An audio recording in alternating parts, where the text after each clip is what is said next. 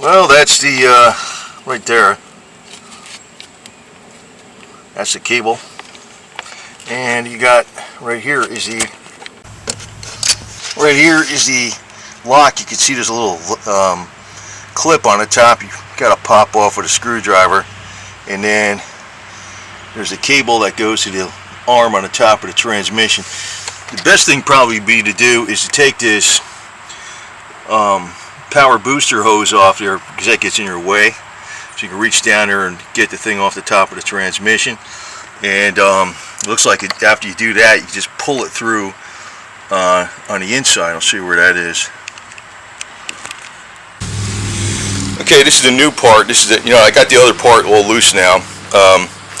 This is the part that goes to the transmission side, and this clip fits in here like that, which keeps these ears from collapsing in, where this can pop out of the bracket. So this snaps into the bracket on top of the transmission, and here's your adjuster. So this slides in and out.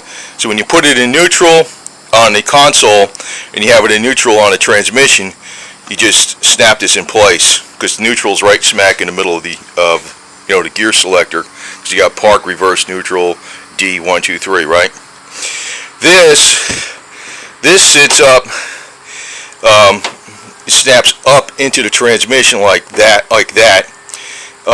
The way I got that off, I was trying to pry it off. What I did was I took a long screwdriver like that, and I just cut it on the edge here, and I went in there at an angle and just gave it a couple taps, and it popped off. But I also had it, on there with a zip tie, so I had to cut that with my little switchblade knife, which worked perfect because it's a tiny little sucker. It's skinny, and its serrated edge went in there and got that zip tie off of there, and because that was added insurance. So when I reinstall it, it's going to have a zip tie in it. Now you can see where it goes through the lower firewall, and it weaves in behind that cord, and just goes in there. It's got some metal clips, so you're going to have to pry that out with a screwdriver. That's the rubber grommet that holds in, and when you install it, you probably want to put a little grease to keep it, so it goes in there easier. Okay, we got it out, and again, this has one of those clips that goes on the top here. You see these two push-in things here? You got to push them in, and this clip goes over that, so you don't push. They can't be pushed in. This clip, right? These wing clips. It goes right in between that. So if you don't lift that out, it goes right there. You don't lift this up with a screwdriver, you can't get it out. Now here's the you can see the plastic bushing. That's it fell apart. That belongs. You could actually should have changed the insert, but then I'm thinking, who knows? The cable will probably break one of these days. See the plastic bushing's all broken up in there, popped out, and you got to lift up this thing. It's just plastic to squeeze it out between there to get it in through here. So you just got to lift this up. You can squeeze it in through there, and you can see there's the hole in there through the firewall. So it goes under this, under that, into there, clips in, and pushes on. Probably the best way to push it on with some little channel locks. You can squeeze them together, and probably touch a WD-40 or something, because the WD-40 will evaporate, but it'll slide on there a little easier. Well, that's all hooked on. It's just like the shifter hooked on there nice and easy. The one thing is with that grommet that goes into the firewall, make sure it's in there really solid. I took a piece of wood and a hammer. You see that as the wood. Oh, I actually used that hammer and a big hammer. Use that handle, and I tapped it in so it was in there all the way, or else you'll have water when you're driving leaking into your floor over here. So you want to make sure that sucker's in there solid. Okay, so it's in there. You can see the adjuster is in a position that's up. So all you got to do is put the transmission in neutral and the shifter in neutral, pop that on, it goes on there real easy with a the little what do you call those pliers?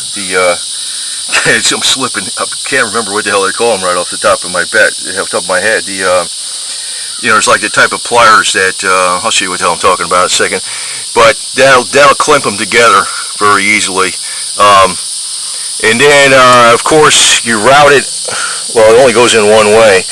It goes over. That's why it's got this, not this thing, but the thing below it, the thinner one.